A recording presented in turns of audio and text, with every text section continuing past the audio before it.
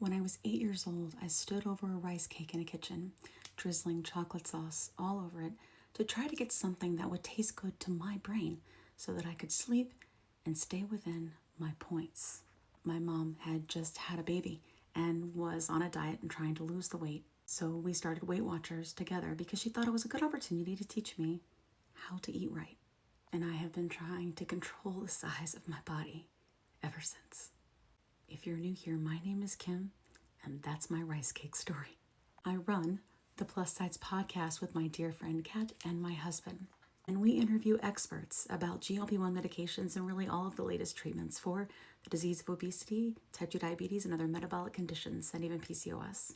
It's an award-winning podcast and in the top 1.5% of all podcasts globally. I think it's crazy to think that diet culture got so deep ingrained in me so young that now it's my passion and what I do to try to help people free themselves from it, maybe. Why?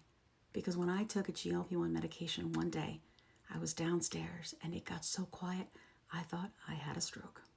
And while I was freaking out, I realized that I could hear myself talk. And I thought, oh my God, what if this was it? What if this was the thing I could never solve for? What if it's not my fault? And I launched into this podcast with my friends because I just needed to know everything. If you're one of those people that needs to know everything, the Plus Size podcast is the podcast for you. You can find it on YouTube or anywhere you get your podcasts. If anyone says to you that you're taking the easy way out, taking a GLP-1, you just tell them that science has surpassed the statements that they are making and they need to go read or watch the Plus Size podcast.